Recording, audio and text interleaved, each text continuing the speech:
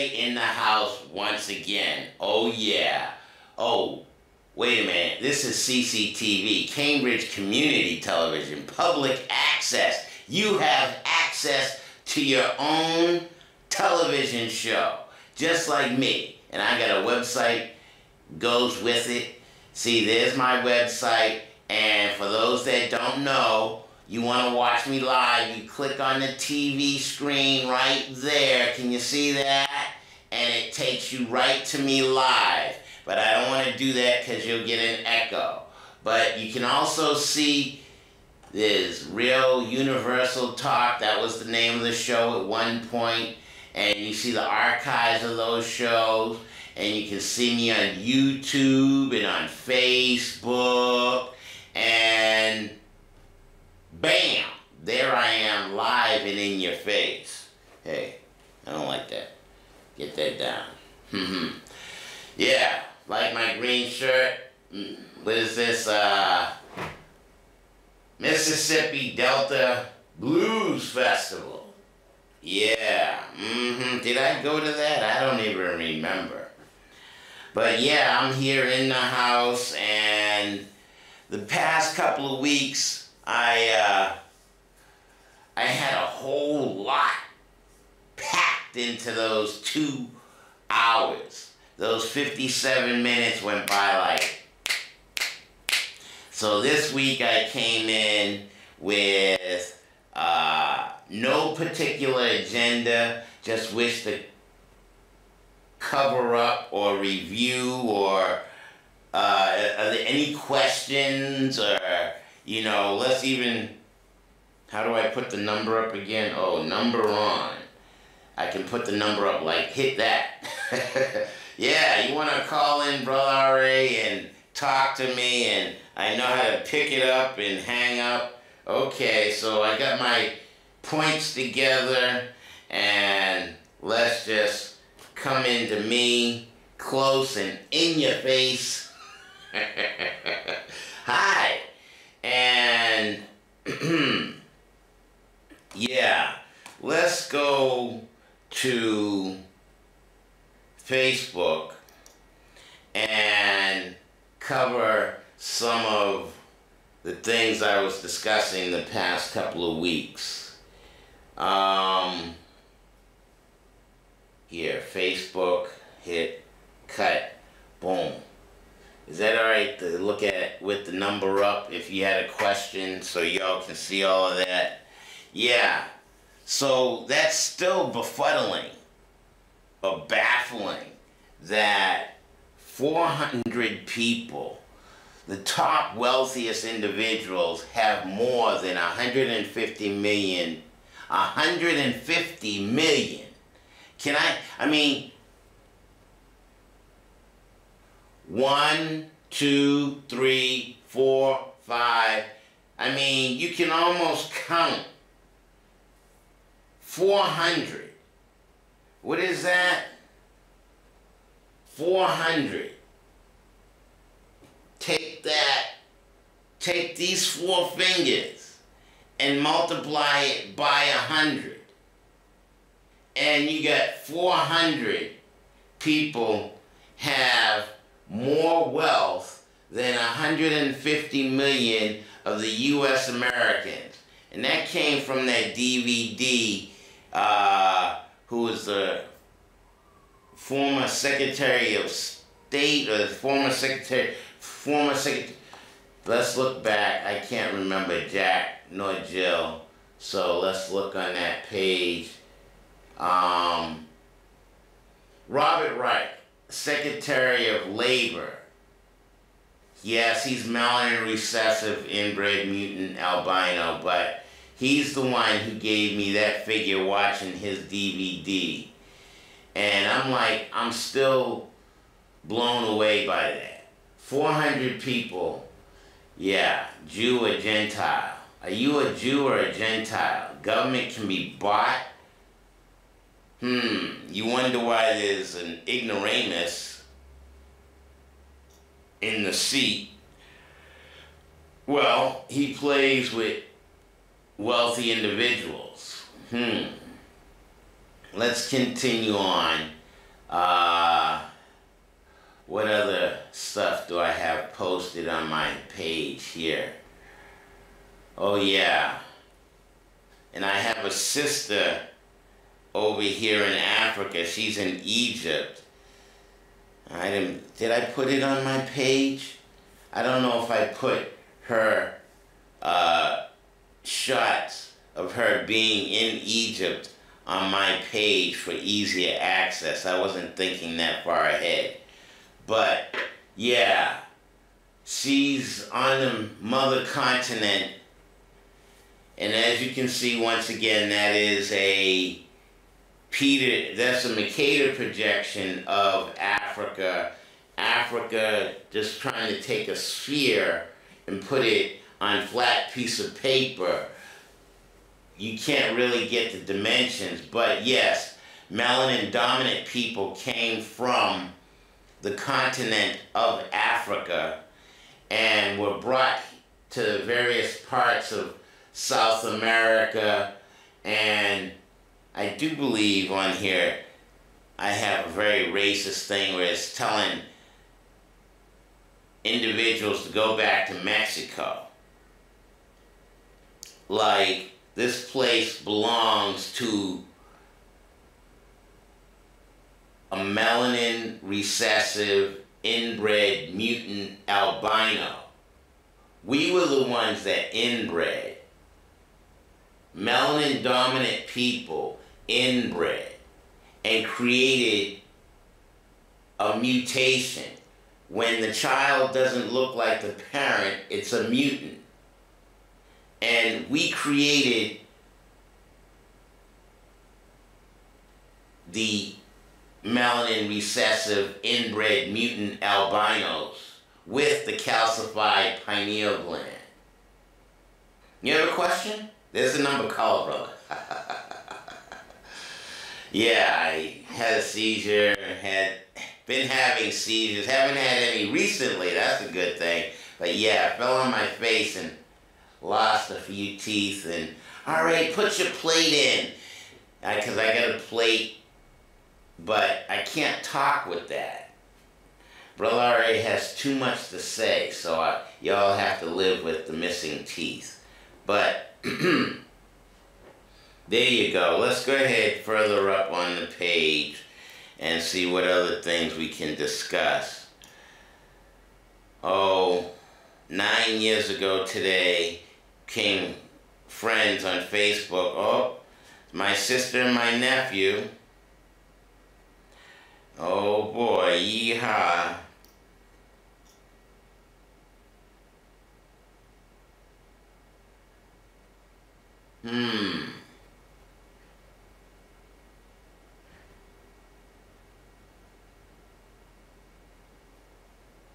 Oh, brother already does vacation. I think she said that was Aruba. I think we was in Aruba. Was we in Aruba? I need to get to Egypt. That's where I need to go. Black man needs to be on the continent. Look, my behind was up there parasailing, flying up there over the ocean and whatnot. Yeah, working with Master Heej, pushing hands, videotaping him in the art of Tai Chi. Reminiscing. Yes, reminiscing. Mommy and Daddy who have transitioned. Yep, happy thanks taken. My parents were taken from a brother. That's alright. I live in a melanin recessive inbred mutant albino white supremacist world where white genetic survival is dominant.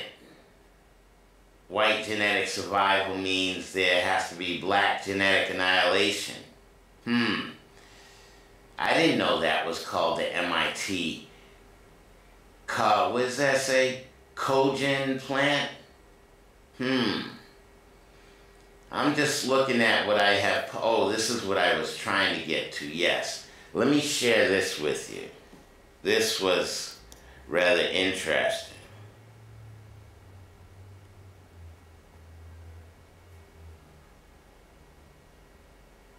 Actual voices of enslaved black people recorded.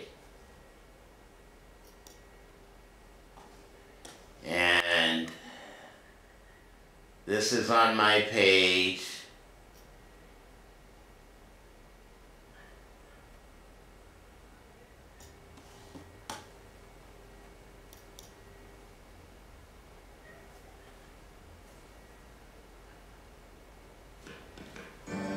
January 12th, 1999. My name is Hampton Hughes. My grandfather belonged to Thomas Jefferson, and now I am 101 years old. They are voices that break a silence. We were slaves. We belonged to people. They sell us like they sell horses and cows. Witnesses to a time we only know from photographs and the written word. But they were there. He said all that people all day long between them soldiers going back to Silent Zone, different places. Colored soldiers enjoyed. Born to slavery. We didn't have no property. We didn't have no home. And now we can hear them speak. Because you're nothing but a dog. You're not a thing but a dog. Found voices, the slave's life, told by those who lived it. Happy Thanksgiving! EDC News. Oh shit. This is They might say, oh, I can't air this or something because copyright infringement, so. Imagine for a moment what it'll be like for Americans 2 or 3 generations hence. Assuming, of course, that we haven't blown ourselves back into the Stone Age and that someone can still figure out what format everything was in. Assuming all of that, our great-great-grandchildren will know more about us than any generation in the history of the world has ever known about its ancestors. There'll be photographs, of course, black and white and color. You forgive me, I'm going to see if I can just get to the black and white footage. Try not to get too much copyright infringement on my ass. When I think of it today, I don't know how I'm living. I remember that just as well. Look like to me, I can't. Been slaves all our lives, and mother was a slave, sister was a slave, father was a slave. They know us by reading right there. All that I know, the teachers of mine, master, and misters. Mom them didn't know where to go. She had a funeral. Just saw it just like he told some mountain. They knew where to go. They are haunting voices from the past. Not actors reading a script or scholars reading a text, but the actual voices of men and women, Americans, who were born in slavery. My name is Hampton Hughes. I was born in Charlottesville, Virginia. My grandfather belonged to Thomas Jefferson. My grandfather was 115 years old when he died. And now I am 101 years old. Incredible as it seems, we are listening to the voices of ex-slaves telling of... Alright, I'm going to cut that off because YouTube, when I try to upload my stuff to YouTube, it'll say, oh no, that's copyright infringement. So let's see if I can just get to the actual voice of the individual who was enslaved by a melanin recessive inbred mutant albino.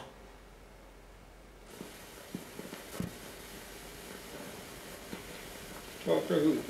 Well, just tell me what your name is. My name is Hampton Hughes. I was born in Charlottesville, Virginia.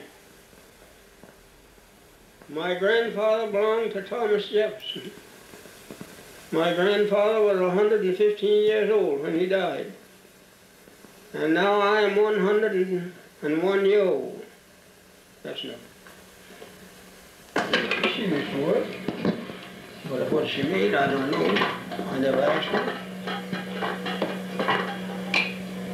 You just go ahead and talk away there. You don't mind me, Uncle Helen?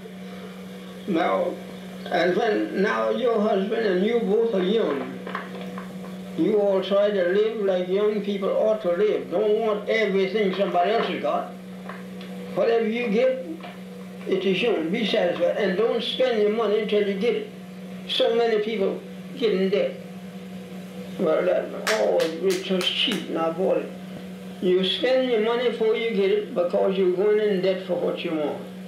When you want something, wait until you get the money and pay for it cash. That's what I've done. If I wanted anything, I wait until I got the money and I paid for it cash. I never bought nothing on time in my life.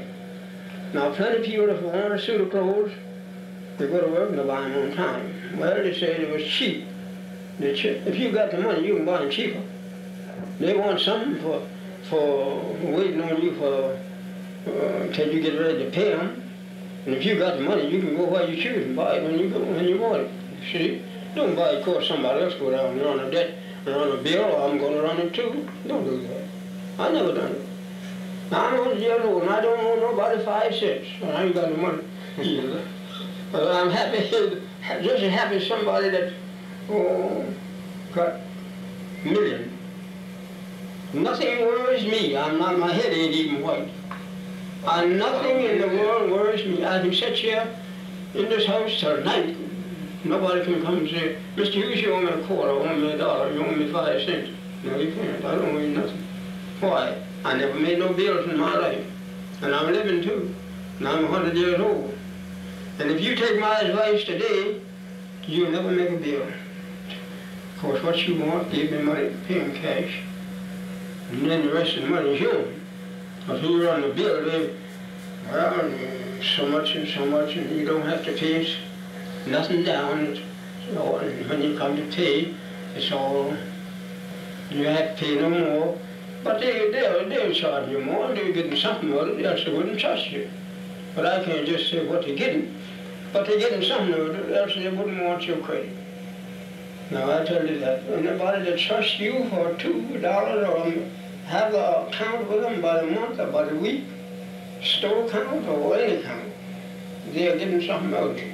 Else they don't want to accommodate you that much to trust you. Now, if I want, of course I ain't got no clothes, but if I want some clothes, if I ain't got no money, I'm going to wait till I get the money to buy them. I'm not going to say, of course, I can get them on trust.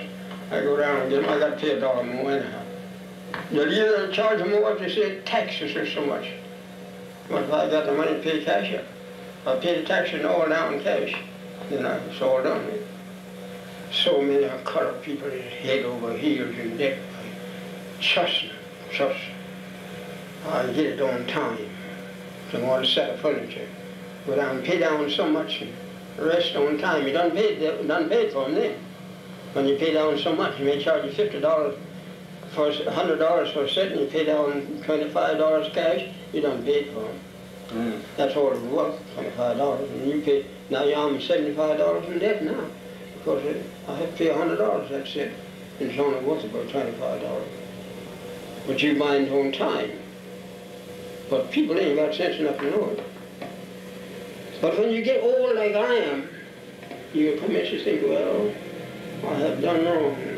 I should have kept my money until I wanted this thing, and when I want it, I take my money and go cash for it. Else I do without it. Yes, suppose you want a new dress. You say, well, I buy it, but I don't need it. But I can get it on time. Well, let's go down to the store today and get something on time. Well, you go down and get a dress on time, something else, and I want that to sell that to you on time. You don't have to pay nothing down. But there's a payday coming. And when the payday comes, they want you to come and pay them. If you don't, you can't get no more. Well, if you never do that, if you don't start it, you will never end it. I never did buy nothing on time. I must tell you on this.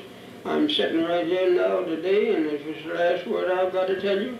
I never even much as tried to buy a shirt on time. And plenty of people go down to the store and buy $3 or $4 for a shirt. $7, $8 for a pair of pants. Of course, they get them on time. I didn't do it, no. I said, I buy something for $5. Of course, I got the $5. I pay for it. And done with that. You talk about how old you are, Uncle Sam. Well, How far back do you remember? I remember. Well, I tell you, things come to me in spells, you know.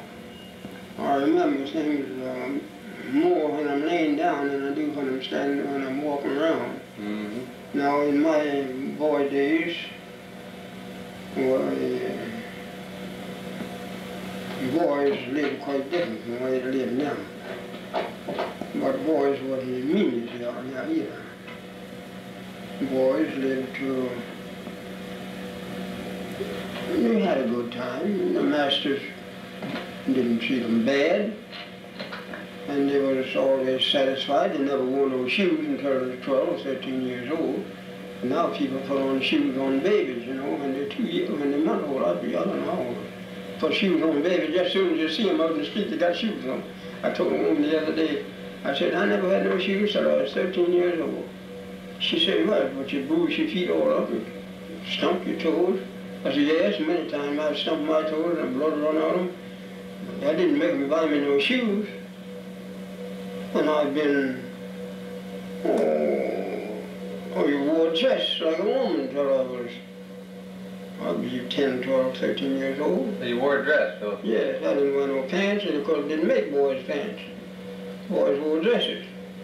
Now the women's wearing the dresses, and the boys are going with the women wearing the pants now, and the boys wearing the dresses. Still. Who did you work for, Uncle Sam? Who did I work for? Yeah. You mean when I was a slave? Yeah, when you were a slave, who did you work for? Well, I belonged to Burnley's when I was a slave. My mother belonged to Burnley's, but we was all slave children, and soon after, when we found out that we were free, well, then we were bound out to different people, Ficklen, and Andrews, and all such people that, and we'd run away and wouldn't stay with them. Well, then we'd just go and stay anywhere we could, and lay out at night and anywhere. We had no home, you know. We just turned out like a lot of cattle. You know how they turn cattle out in the pasture? But after freedom, you know, colored people didn't have nothing. Colored people didn't have no beds when they were slaves. You know, slept on the floor. Pallet here, pallet there. Just like a lot of wild people. We didn't know nothing. We didn't like to look at no book. And there were some freeborn colored people where they had a little education, but there were very few of them where we was. And we all had a, what you call, I might call it now, jail sentence. We just same as we were in jail. Now I couldn't go from here across the street, or I couldn't go to nobody's house without I have a note or something from my master. And if I had that pass, that's what we call a pass. If I had that pass, I could go wherever he sent me, and I'd have to be back. Whoever he sent me to, they'd give me another pass, and I'd bring that back, so to show how long I'd been gone. We couldn't go out and stay an hour or 2 hours or something like that. Just send you. Now, say for instance, I go to your Shirley's place, I'd have to walk, and I'd have to be back maybe in an hour. Maybe they'd give me an hour, I don't know just how long they'd give me. But they'd give me a note so there wouldn't nobody interfere with me, and tell who I belonged to. And then I come back, well, I'd carry it to my master and give that to him. That'd be all right. But I couldn't just walk away like the people just now, you know. It was what they call, we were slaves. We belonged to people. They sell us like they sell horses and cows and hogs and all like that, have an auction bench, and they put you up on the bench and bid on you, the same as you're bidding on cattle, you know. Was that in Charlotte that you were a slave? Was that in Charlotte or Charlottesville? That is in Charlottesville. Charlottesville, Virginia. They sell women, sell men. Oh, And then if they had any bad ones, they'd sell them to the nigger traders, what they call the nigger traders, and they'd ship them down south, to sell them down south. But otherwise, if you were a good person, they wouldn't sell you. But if you were bad, mean, they didn't want to beat you and knock you around, they sell you to the what they call a nigger trader. They'd have a regular, sale every month, you know, at the courthouse. And then they'd sell you, maybe $200, $100, $500. Were you ever sold from one person to another? Hmm? Were you ever sold? No, I never was sold. You always stayed with the same person? I was too young to sell. Oh, that's it. See, I wasn't old enough during the war to sell, during the army. And my father got killed in the army, you know, so it left us small children just to live on whatever people choose to give us. I was bound out for $1 a month, and my mother used to collect the money. Children couldn't spend money when I come along. In fact, when I come along, young men couldn't spend no money until they were 21 years old. And then you're 21, well, then you could spend your money. But if you wasn't 21, you couldn't spend no money. I couldn't spend 10 cents if somebody gave it to me. Because they'd think, well, you might have stolen it. We all come along, you might say, we had to give an account of what you done. You couldn't just do things and walk off and say, I didn't do it. You'd have to give an account of it. Now, after we got free, then they turned us out like cattle. We didn't have nowhere to go. And we didn't have nobody to boss us. And we didn't know nothing. And there wasn't no school. And when they started the little school, well, people that were slaves, many of them go to school, except they had a father and mother. And my father was dead, and my mother was living. And she had 3, 4 other little children. She had to put them all to work to help take care of the others. So we had what you call worse than dogs have got it now. The dogs have got it now better than we had it when we come along. I remember one night I was out after I was free, and I didn't have nowhere to go. I didn't have nowhere to sleep. I didn't know what to do. My brother and I was together. So we knew a man that had a livery stable there. And we crept in that yard and got in one of the hacks of the automobile and slept in that hack all night long. So next morning we could get out and go where we belonged. But we were afraid to go at night because we didn't know where to go. We didn't know what time to go. But we had got away from there and we were afraid to go back. So we kept slept in that thing all night until the next morning we got back where we belonged before the people got up. As soon as they commenced to come on and break, we got up and commenced to go where we belonged. But we never done that but the one time. After that, we always, if it was away, we'd try to get back before night come. But that was on a Sunday too, that we done that. Now, when we were slaves, we couldn't do that, see? And after we got free, we didn't know nothing to do. And my mother, she hunted places and bound us out for $1 a month. And we stayed there maybe a couple of years. She'd come over and collect the money every month. And $1 was worth more then than $10 is now. And the men used to work for $10 a month, $120 a year, used to hire that way. Now you can't get a man for $50 a month.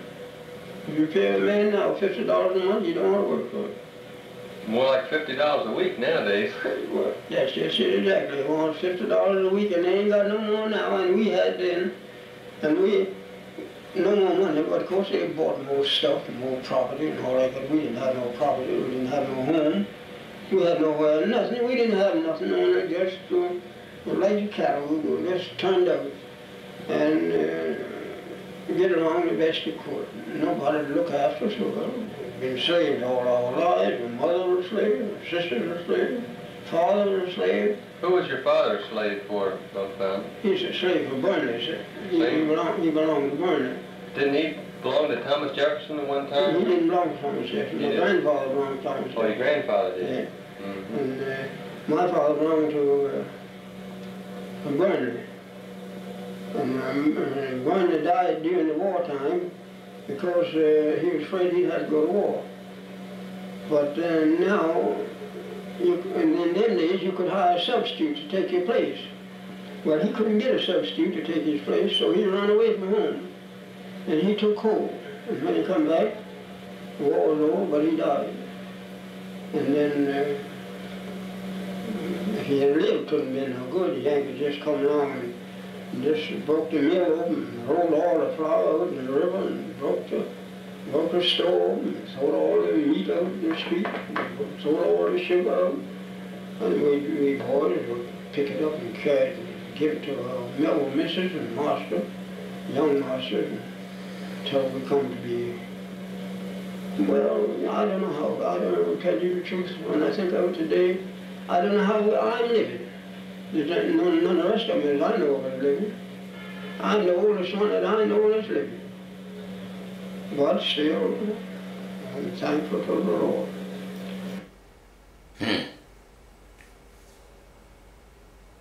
I wish to share that type of knowledge and information for younger individuals. I mean, I'm 55, and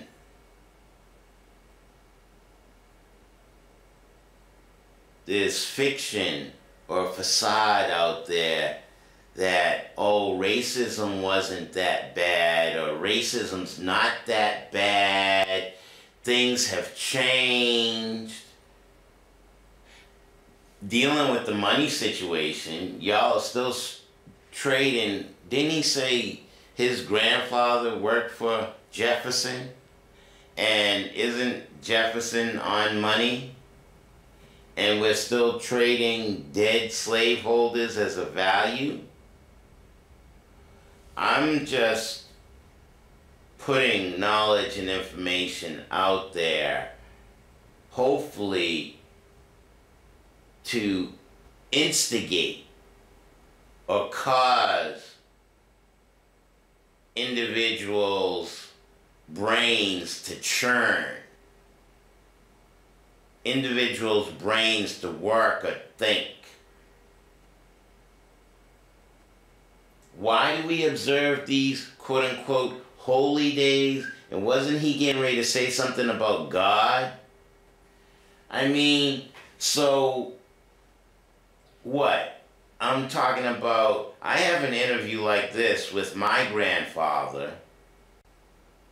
I have an interview like this with my grandmother, both my grandmothers, Nana and Grammy, and Nana's husband, George, and my father. So I have these types of interviews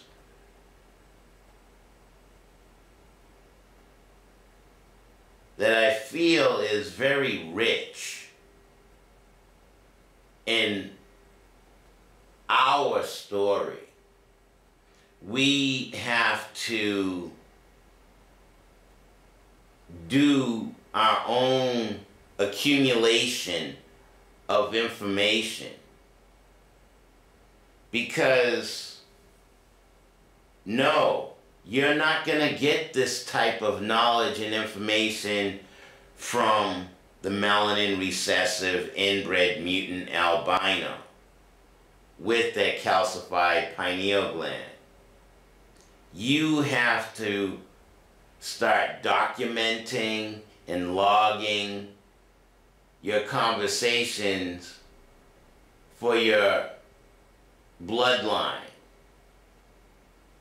Unfortunately, I don't have a next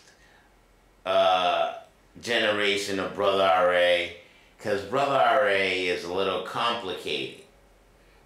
My expectations are too high. And being the product of my mother and my father and Alveda and George's grandson and Alice's grandson, the things that I have learned in my lifetime, I would like to have a mate. Isn't there a song that says something about her being my friend first? Can I find a female who is cognizant enough, aware enough to comprehend my conversation? Didn't I begin last week's show with Malcolm X discussing being able to have a conversation with your partner or mate and not have a television brain? I mean, Malcolm X was talking about a television brain. You can't have a conversation with a woman because all she knows is television conversation. Her mind revolves around the idiot box.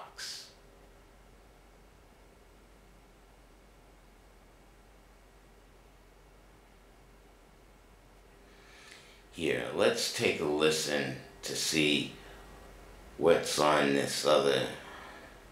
Y'all need, if you wish to listen to more of this, actually I don't think there's anything on this one.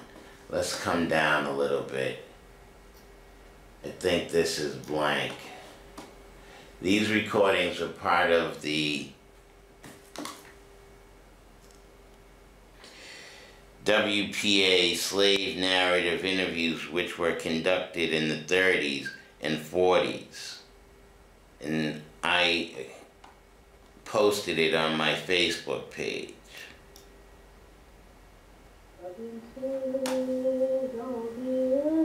No evil have I done. Instead of death, no evil have I done. Instead of death, no evil have I done. Tend to all the children. Tend to the children. Just like, you bring a whole lot of children, and put them down, in one house. But somebody have to look over them, and tend to them that way. Just a house full of little children. And if one act bad, they'd whip him. They'd whip him too, the old woman. And if the old woman didn't tend to the children, they'd whip her too. To make her tend to the children, she wasn't doing them. Well, she wasn't a crooked woman like me, She wasn't no crooked woman satisfied. She wasn't no crooked woman like me. And they'd whip her. And they had trays. I don't know where you see the tray. Wooden trays, dug out, all about that long. And all of them, would get around that tray with spoons and just eat. I regulate that because I ate out of the tray. With spoons, and eat, such as like mush or soup or something like that. But feed them, before 12 o'clock. And all them children get around there and just eat out of that. And that old woman, she would tend to them. Her name Aunt Tisha. Yeah, I know it, old woman, named Aunt Tisha. And she like slopping hogs. Just like a tray, just like a tray, you have. It's made just like a hog pit, a hog trough, In clothes, they wash them things and scald them out for the children. I didn't see them scald, but that's what they told me, they scald them out, for the children. And them children eat out of that thing, and just with a spoon, if one reach a spoon over in the other's hand, over the other's plate, he not hit him. Hit him, knock that spoon back, on his side. And that was when we were children, wasn't able to tend to no other children. I had a brother though, he could tend to children. And, just sit him down in a corner and put this child, you know how the children put this child between his legs and then hold his hand around his child. That's why he nothing. Couldn't stand up with him, couldn't, just nothing, shake him this way in the arms. I can remember I had a brother named Wright. And he just shake that child, set him in the floor. And he was too little to pick him up. Yes, and if that child kicked much, he'd kick him over too, and the old woman come down and spike him and give the child back in his arms. And they had certain times to come to them children.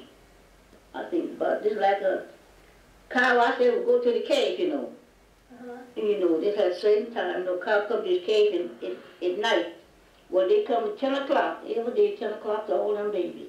Them what nurse, Them what didn't nurse it and come to them and told the old lady fed them. They wasn't big enough to eat, She, the old mother had time to come.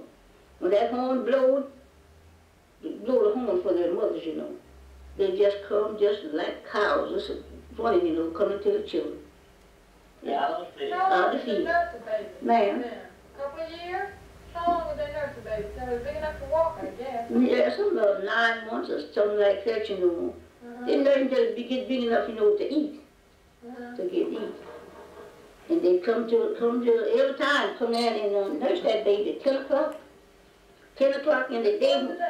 Yes, ma'am. 10 o'clock in the day and 3 o'clock in the day. They come to that baby and nurse it. Yes, and twice a day. Come there and nurse that baby. He couldn't eat, But one could eat, he wouldn't come till dinner time. But one little one but couldn't eat, they'd come to it. That old woman had time and they're swapping them children. Yes, and I knew that. And I remember, you see a scar up in my forehead? Kind of scar. I had slipped out and some boy was throwing and knocked this scar in my head and out here. Well, here, Yes. underneath your hairline. Yes, when I was here. Slipping over out the old woman's swap room. I call it, that's your feather. Yes, that scar called it, boy sort of rock and hit me here. When I was young, and hit me. Now here, coming on out there, I call it the old lady slop room. It wasn't a slop room, but to the house, where fed all the children. I call that a slop room. Where fed all the children. Who did the cooking for the plantation? I don't know what the old woman's name done the cooking.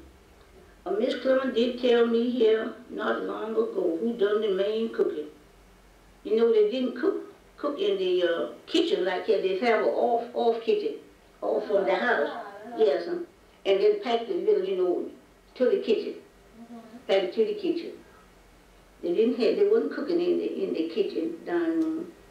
I was a great big girl when I knew Miss Bennett and them had a kitchen and a dining room mixed together. I was a big old girl. And they cooked it on outside. Right in the yard, but they cooked it out there. And they brought it to the house. Brought it to their kitchen when I was a child. Well, they had some of the slaves who worked in the house and then some who worked on the yard, isn't that right? No, them working in the yard, men working in the yard some nights, but them there what work in the kitchen, they didn't have nothing to do in the yard. And they had one, to make a bed. And one to make a bed, And one to cook. And then they go have 6 times, make a bed, and then they go feed them. And then had a regular nurse, Nurse, you never just see old mister with the baby, never no time. They had a regular nurse. It's like, you'd hire somebody nurse, but be a grown woman nurse, tend that baby. And the kid, never did care to old mister that was hungry night or day. Now that was hungry. They carried that too. You tended that baby. That baby slept with the old nurses and all. Yes, I slept with them. Didn't have nothing to do. Carry the baby and sit there until he'd nurse. And then after he nurse, then you carry back him to She didn't have to just, she tend to it, you know, and give it to you. You could give it to her and nurse it, get hot cold it is, and you carry that baby back on in that room where you was. And I know Well, did the mistress nurse the baby, or did she have? Yeah. she nursed from the breast. But see, she nursed this baby, that he could be hungry. Well, the nurse would bring it to her and let her nurse it. And then when she nursed, she'd hand it right back, night or day, you know. And took that baby night and day and hand it back to her. If that baby was any kind of sick, that nurse had sit up there at night and tend to it. Yes. Well, more than, ma'am. Who would take care of it? No. No. Well, you see, that's done now, my dear. That's So it's right. not done now, my dear. Well, my niece is granddaughter here. She take care of baby, and then mother hardly ever take it. And she knew this ain't slave time, and she never do hardly ever take it. I know a lot of women do. Yes. Don't tend to her. No, don't tend to Well, her. do you remember any of the slaves being sold? Do you remember any slave sellers, you know, men that would just buy and sell? No, so I never did see it. I sure never did know of that, you know. We heard talk of it, but then I realized after slavery, I think we heard talk of it. You see them talk about, you know, putting them on stumps, you know, or something high, you know, and beating them off like they did cattle. Beat them off like they did cattle. Well, none of your folks were ever sold then? No, so none of them never was sold. You were born right there and never did leave. You were. Born right there and stayed there until I was about 9, 10 years old, maybe more. Stayed right there. We didn't know where to go. Mama and them didn't know where to go. You see, after freedom broke, just like you turned something out, you know. Didn't know where to go. That's just where they stayed. Didn't know where to go.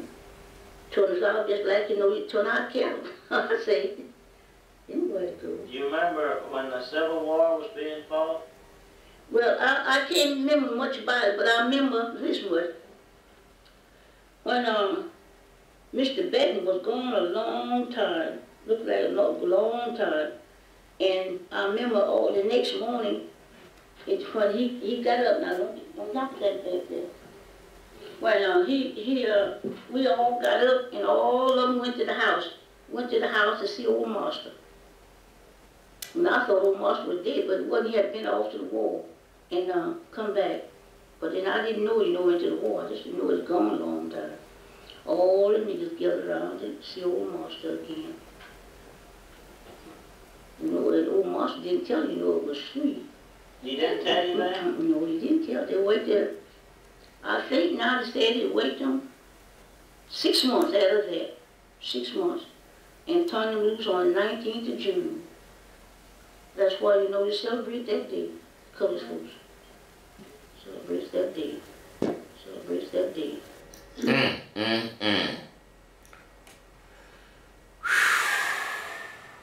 I got 10 minutes left, y'all.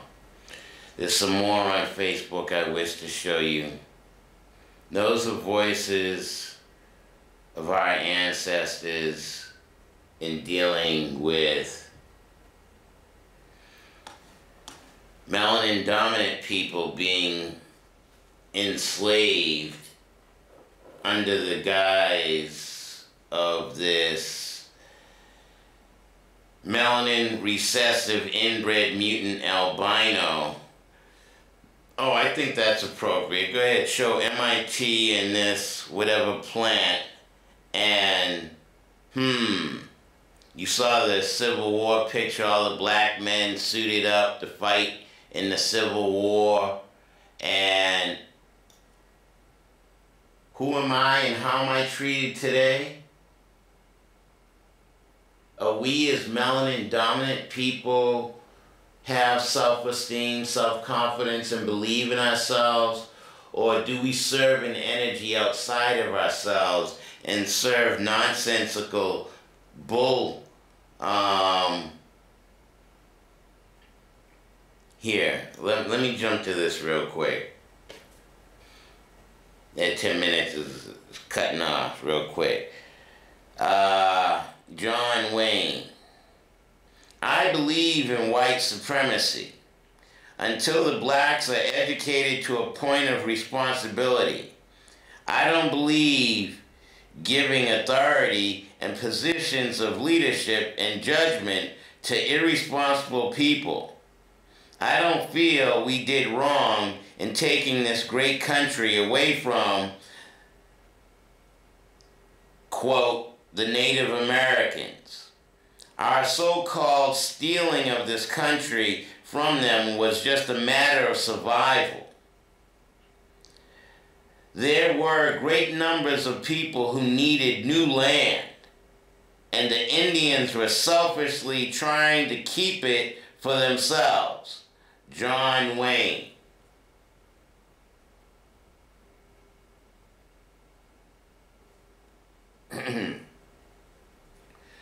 Let's continue on.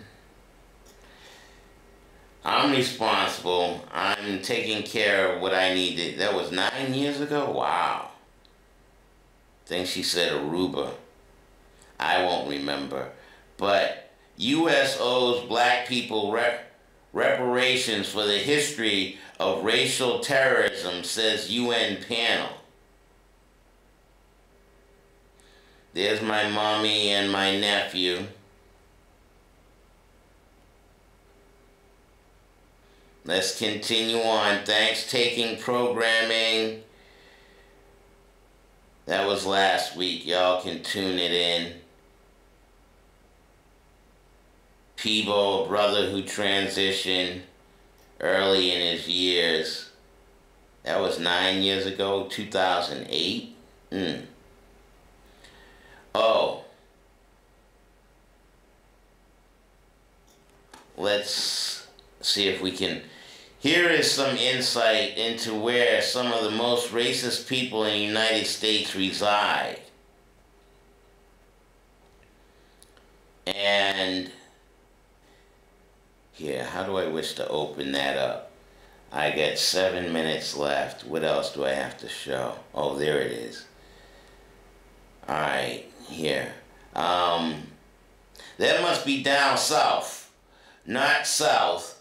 See, they not too bright. But what about the intellectual states? I would have to say the most racist place on the planet is the state of Massachusetts. Not only racism, but intellectual and class snobbery. Folks here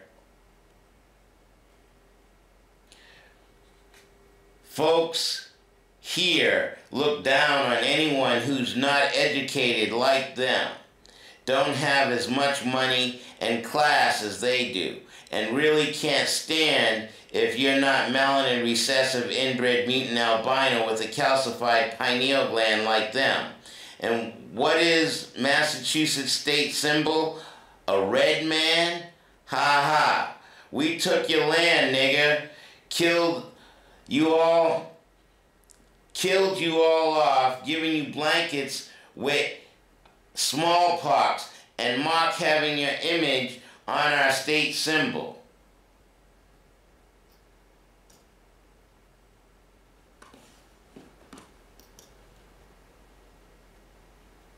Is this gonna open up? It's not gonna be big enough. Is it big enough? Can y'all see that? Well, yeah. What does all of that mean? Massachusetts and that red man, bow and arrow. I mean, isn't that an insult? I think so. Here, let's call this the Jewish realm, and let's put a Jew with a yarmulke on his head and say, ha, now you're the state symbol for Niggerland. I'm just making statements. Don't mind me. I'm an idiot. So back to that. Here. There you go. There's your flags. Alabama? No. Massachusetts. How much time? I don't wish to play that video. Here, let's see if we can play this one real quick. You know, you people are disgusting. You don't belong here. This is a white. This message is for Jason Nicholas. I've been listening to him on Fox. You people cannot live in a civilized society because you're fucking primates and you're uncivilized. You know, you people are disgusting. You don't belong here. To listen, press 0. To delete, press star G. To skip, press the pound sign. You know, you belong in Africa where all the jungle monkeys are. What are you, that stupid? You can't even fucking get out of the ghetto. You love it because you like to do your drugs. You like to live in filth. Let's face it, that's who you are. Put your fucking drugs down. Stop stealing from me. As a white person, 50 years of deferred action. I couldn't get a job because of you fucking niggas. Voice message from the white people have given you everything with a silver spoon. You know, and you can't even get out of the fucking ghetto. All you do is kill each other. Should be kneeling for the security people who help the fucking athletes, who protect them. That's who you should be kneeling for. The policemen who sit there and protect these fucking piece of shit athletes. You're disgusting as a race. You really are. And if I were black, I'd be so fucking humiliated and embarrassed. Sometime you hear. Okay, so that's that. Let's move on. No, I don't wish to do that. I got 40 seconds. I got 20 seconds left. All right. I've been your host, Brother R.A. That's all I had to say today. Thank y'all for tuning in. And tune in again next week when, yeah, I'm still not